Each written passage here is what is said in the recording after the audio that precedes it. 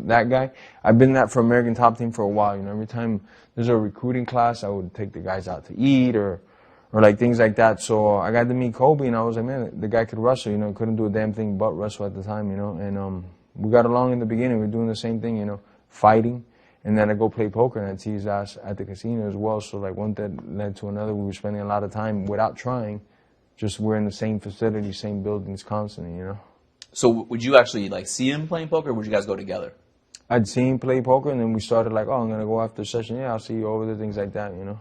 So that's kind of how the friendship bonded over gambling, over poker? Yeah, kind of. Me having to save him because he owed, like, a lot of people money, you know. From poker deals? He owes a lot of people in South Florida that he shouldn't be owing money to. You know, there's a lot of loan sharks that he owes money to, and I know everybody here. Like, this is my state, this is my city. You know, there's nothing you could do if I don't want you to do without me knowing.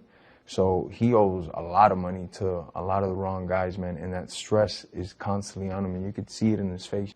How did you guys go from, you know, teammates, poker buddies to, you know, like roommates and actually like your close friends?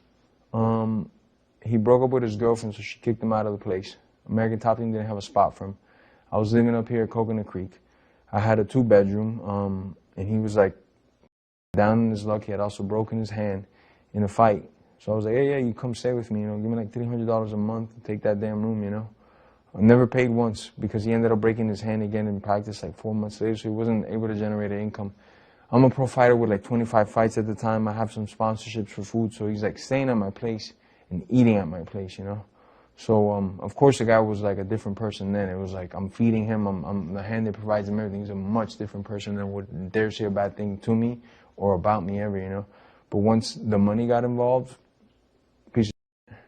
So did you, like, at that point, he was your teammate, you know, he was a guy that was like young to the team, so you're probably still in that phase where you're trying to help the guy out, you know. Definitely. He had no fights, and I was fighting for a world championship at Strikeforce against Gilbert Melendez, and he didn't even have a pro fight yet, so you could imagine.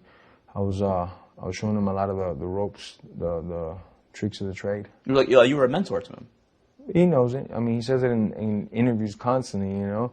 Jorge Masvidal was my best friend, Jorge Masvidal was my best friend. Like, just 6 months ago, this idiot was saying that, you know. I find it funny. I feel like he said that a lot, even years ago. Mm-hmm. You know, Jorge is my best friend, but I don't think I've ever heard you say that Colby was your best friend. We were friends. We were decent friends at one point, but just, you know, things that how I would see him treat like his family. You know, I'm not the sharpest tool in the shed, but I could see patterns. You know, the way I would see him treat his family and how he treats his sister, how he talks about his close friends back home. I was like, man, I gotta watch this dude. You know, we could be close. We're cool. We're living. And when I was living up here, it's like a double life because I have my family down in Miami. So I would live here Monday through Friday, and then I was gone the whole weekend. I was in. If I wasn't training, I was back down in Miami, you know. So it wasn't like we were always hanging out together, even though we lived together, you know. And I could see, like, man, I was on the fence about a lot of the things, you know, because he had a lot of friends back in Oregon, where he's from, that he had high school friends with, that he would just constantly vent to me and talk about, you know. And these are the kids he grew up with. I'm like, man, that's very strange to me, you know. Like, if I'm friends with somebody, unless a crazy incident happened, I'll usually address it with that person. Like, hey, you know, I didn't like this, blah, blah, blah. But he wouldn't address it with them and then come venting to me. So I never really trusted him 100%, you know.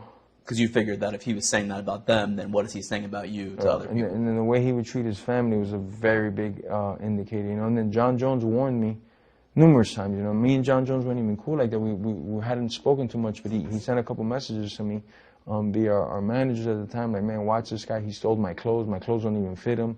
He robbed me of money before he left the room. I never talked to him again. And then Colby would just badmouth John Jones always to me in the room, you know, like, John Jones this, John Jones that. Like, I was a John Jones fan, still am. Be watching his fight, and like, man, this guy's a piece of shit. He used to do this and that and this and that. And I'm like, you know, there's always three sides of the story. There's yours, there's mine, and the truth, you know.